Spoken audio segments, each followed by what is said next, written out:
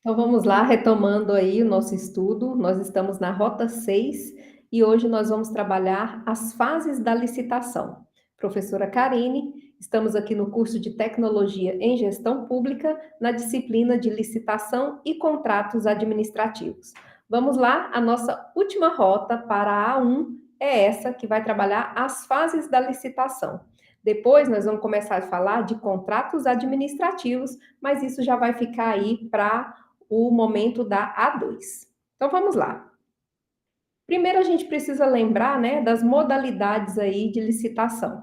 Nós vimos como modalidade de licitação o pregão e a concorrência, vimos também o concurso, o leilão e o diálogo competitivo, que foi o que nós estudamos na nossa Rota 5 na aula passada. Então, observe que aqui, para o pregão e concorrência, nós temos as etapas, as fases do processo licitatório. Já quando se fala em concurso, leilão e diálogo competitivo, nós temos um fluxo processual específico, então vai depender da modalidade. É só você parar para lembrar que na aula passada nós falamos sobre o diálogo competitivo e ele tem uma característica, né, de ter uma fase de uma pré-seleção ali, de um diálogo para depois se entender as necessidades da administração pública e aí se começa uma fase da competição. Então, para o concurso, leilão e diálogo competitivo, ele tem um fluxo próprio e você precisa se ater ao edital. Mas nós vamos falar um pouquinho sobre as fases aí quando se fala em pregão e concorrência. Então vamos lá. Nós temos aí uma regra geral, que aí esse decorrer das fases, né, que começa na fase preparatória, divulgação do edital, apresentação das propostas e lances, julgamento, habilitação e, por fim, recurso. Então perceba que aqui, se você for analisar, a habilitação ela está no momento posterior, né? Por quê? Exatamente por aquela questão de você preservar a identidade, tá? Mas nós podemos ter também a inversão das fases. E aí, como será? Fase preparatória, né? Que é igual. A divulgação do edital, que aí também é igual. Mas nós temos, então, aqui primeiro a habilitação, né? Então, aqui é quando tem uma inversão das fases, porque na regra geral, a habilitação é depois. Aí nós temos a apresentação de propostas e lances, o julgamento e, por fim, a fase recursal. Então vamos lá. O que diz a lei em relação à fase preparatória? Então, é sempre importante você estar com a lei próxima aí de você, quando você estiver estudando, porque você vai lá e recorre ao artigo da lei, tá? Ah, mas eu não tenho a lei aqui comigo. Como é que eu consigo essa lei? Você vai colocar pelo Google, é fácil, você coloca assim, Lei 14.133 barra 2021, e você vai abrir pelo site do Planalto. Aí você vai falar assim, mas por que Planalto, né? Porque é o site oficial e qualquer alteração que for feita nessa lei, você vai conseguir verificar já de imediato, tá bom? Então sempre abra aí a legislação federal pelo site do Planalto. E aí o que diz então essa fase preparatória que está lá no artigo 17 da lei? Essa fase, ela é uma fase que ela se caracteriza pelo planejamento, né? Deve-se compatibilizar o quê? O plano de contratação anual, sempre lembrando das leis orçamentárias, como é que você vai abordar todas as considerações técnicas e mercadológicas e de gestão que possam interferir na contratação. É você fazer essa avaliação do todo, né? Desde a questão da necessidade da contratação, do orçamento disponível, das considerações técnicas que são relevantes aí até para você depois construir o edital, né? O mercado, como é que o mercado se comporta em relação a isso, porque tudo isso vai interferir aí na questão da gestão. Ok. Aí nós temos então a divulgação do edital. O edital ele é construído aí a partir dessa necessidade, depois desse planejamento. Lembrando que vocês fizeram uma atividade na Rota 3 e lá eu sugeri a vocês que vocês explorassem o portal de compras do governo federal, especificamente nos modelos que tem lá para licitação. Então, você vai ver que lá tem modelo de lei, você vai ver que lá tem modelo de edital se for pregão, por exemplo, modelo de edital se for concorrência, lá tem modelo de parecer, e tem também um instrumento, né, que normatiza ali toda a questão da contratação, desde o planejamento até a contratação final. Então, assim, essa atividade foi justamente para que você tivesse oportunidade de conhecer esses instrumentos. E lá você tem um modelo de edital. Então, aqui, obrigatoriamente, o edital ele tem que conter o quê? O objeto da licitação, né? O que é a necessidade. Então, qual o motivo da contratação? As regras referentes à convocação, julgamento, habilitação, recursos, penalidades, fiscalização e gestão. E, por fim, a entrega do objeto e as condições de pagamento. Tudo isso vai estar estabelecido no edital ali da licitação.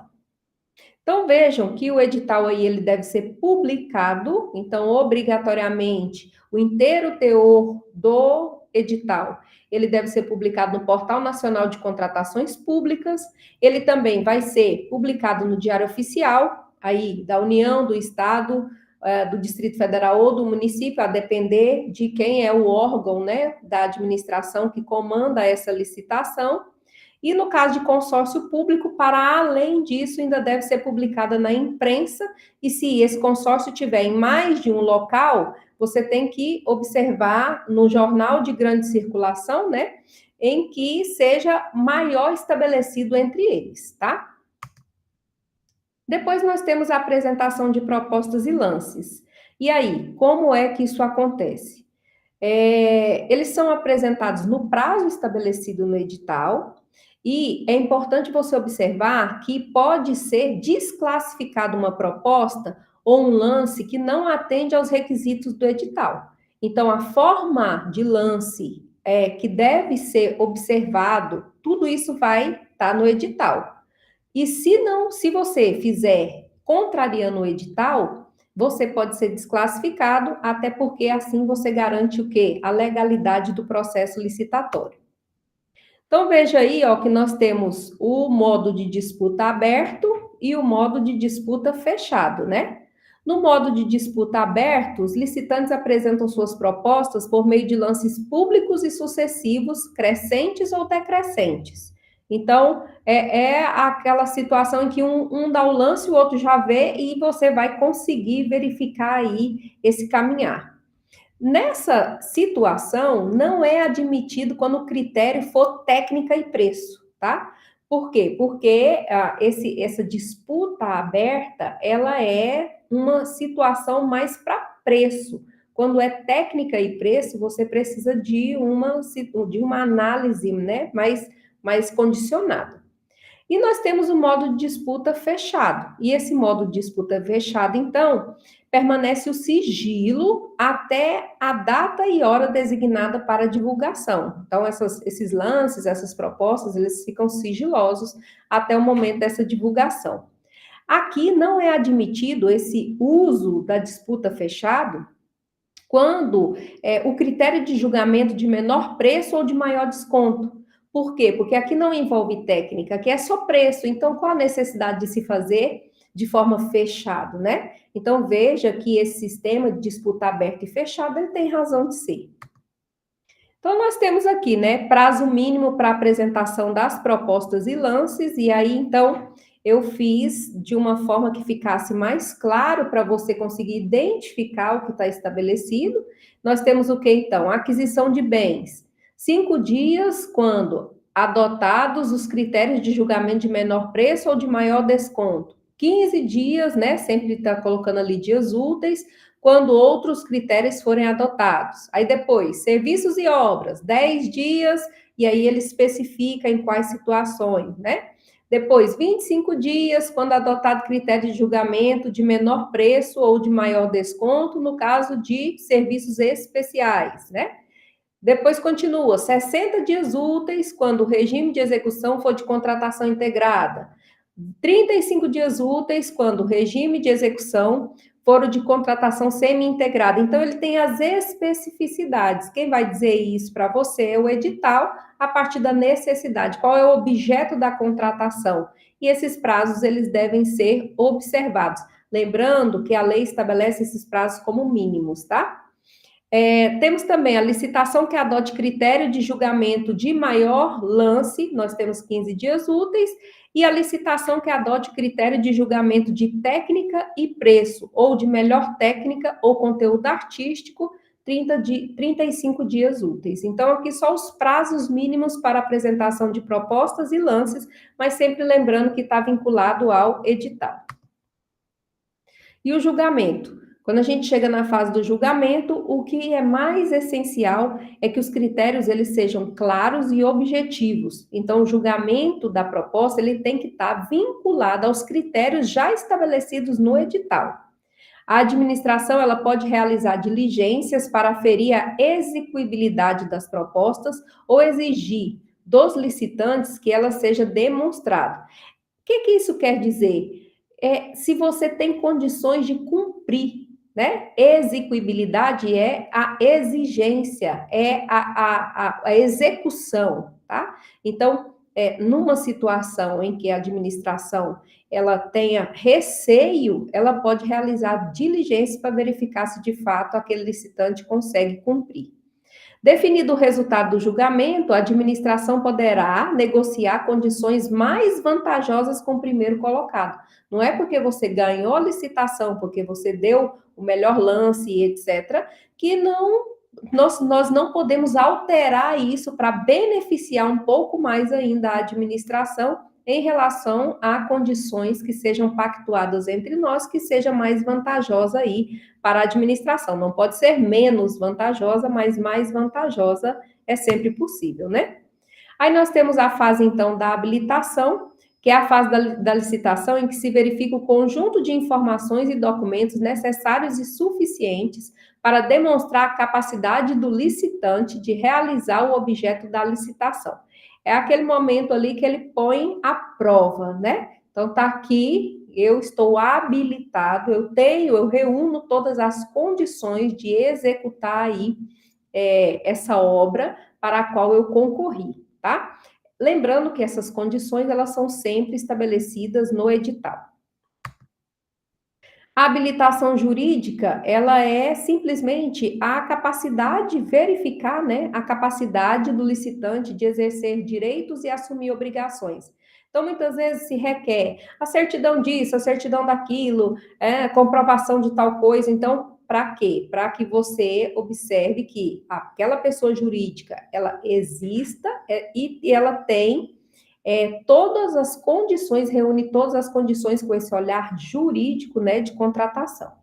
E quando se fala em habilitação econômica financeira, ela visa a aptidão econômica. Então, eu quero provar, eu quero demonstrar aptidão econômica, porque não adianta aquele licitante ganhar a licitação e não conseguir executar o contrato, né? Então, se ele tem condições aí de cumprir as obrigações decorrentes desse futuro contrato. Essa é a avaliação aí em razão da habilitação econômico-financeira. E nós temos, então, o encerramento da licitação. Encerrada o julgamento e a habilitação, e depois de todos os recursos, né, que estão previstos, inclusive em edital, como é que se faz o recurso e etc., nós temos, então, um resultado, tá? E aí é encaminhado para essa autoridade, que é a que conduz todo esse procedimento. Essa autoridade superior, ela vai dizer o quê? Se tiver irregularidade, for possível sanar, ela vai determinar que se corrija alguma irregularidade. Ela poderá revogar a licitação por motivo de conveniência e oportunidade. Às vezes, no momento atual, já não é mais conveniente a contratação daquele serviço. Então, ela pode revogar, sim, o processo licitatório.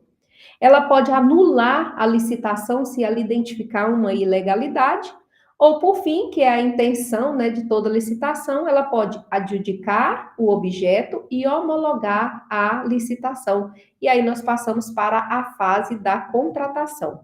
Então, percebam aqui, né, que eu fiz, para que vocês pudessem identificar aí, eu fiz como é que a licitação se encerra, né, o encerramento da licitação. Retorno dos autos, se tiver que sanear alguma irregularidade. revogação por motivo de conveniência ou oportunidade, mudou o cenário atual, a administração não entende mais pertinente, pronto, vai revogar a doação, a doação não, a licitação. A anulação, se for uma ilegalidade que não dá para sanar, porque se for algo que dá para corrigir, vai voltar para o saneamento da irregularidade. E, por fim, a adjudicação e homologação, que é aquele momento em que atribui o objeto da licitação ao vencedor e atesta que o procedimento foi corretamente realizado. E a gente passa, então, para outra etapa, que é a etapa da contratação. Essa é a nossa rota 5, bons estudos, não, nossa rota 6, né? Nossa última rota até a A1. Bons estudos aí para vocês e até a próxima oportunidade. Lembrando que nós temos aí as provas, né, da A1, nós temos as atividades que vocês já fizeram até essa presente rota, depois nós temos a prova da A1, e depois a gente começa a falar sobre contrato administrativo, e serão as nossas rotas de 7 a 12. Um abraço a todos aí, e até mais.